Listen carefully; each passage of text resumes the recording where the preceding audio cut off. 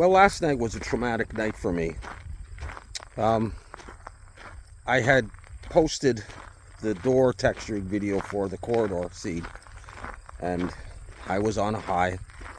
I had been getting some very generous donations from some of you guys, and decided to relax and watch a little bit more gameplay of The Last of Us and get inspired by the texturing and the modeling and just immerse myself in the story. And I know I'm behind the times. I'm almost 63, and I haven't really played a lot of computer games lately. I just sort of sit back and watch. And I had thoroughly enjoyed playing some The Last of Us Part 1 and watching gameplay as well, just like I do with the Black Mesa stuff and a lot of the other games as I think about stuff that I want to do on my channel. And I hadn't seen any spoilers, and I didn't know the story. I just wanted to watch some Last of Us Part 2. And I know this is old news, and you know what I'm going to say. And I am not as deeply immersed in the game and everybody's story and all of the characters as many of you guys will be. But seeing what happened to Joel just turned me right off of the whole thing.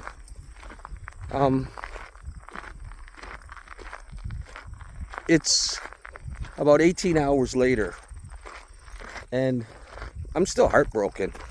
I know it's just a game, and I know they have their reasons, and there's been a lot of controversy, and I'm coming to this late. But I didn't know until last night, okay? There's always a time when you find out for the first time, whether you saw it in a spoiler, whether you played the game.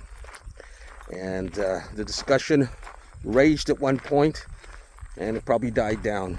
But for me, it was an absolute shock, and it was brutal, and I'm done.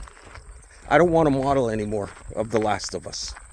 I think I need a break from it. I may come back to it, but it'll never be the same for me. And I don't know, maybe that's immature or naive. I'm not a child, but it really had an effect on me. It was late at night. My kids were sleeping. My dogs were sleeping. And I had to watch that brutal scene.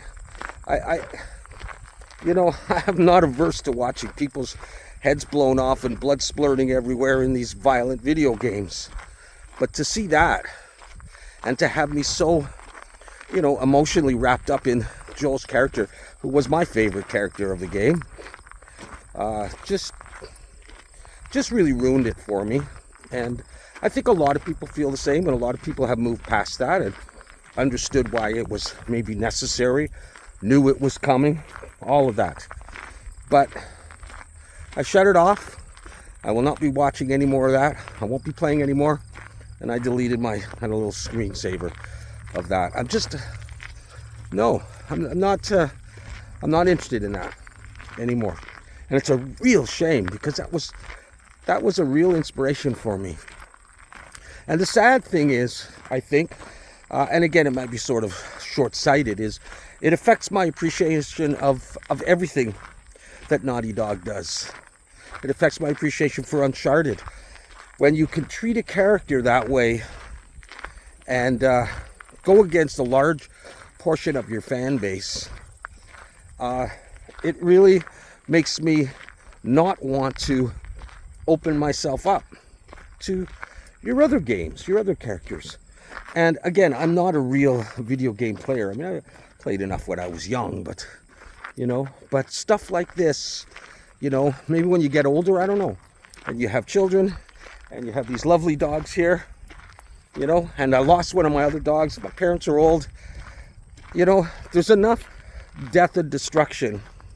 And when you do it like that, in such a brutal way to such a loved character, I can't explain it, how I feel. I'm amazed at myself for feeling so strongly about it. But I just think it was a real dipshit thing to do, and it could have been done differently. And I agree, maybe you didn't want another walking journey with Joel and Ellie, that you could have left Joel somewhere behind and let Ellie go on and do her thing. I don't know, but yeah, I am done with The Last of Us, and I'm sure no one's going to shed a tear over that. And but it's really, I feel really betrayed.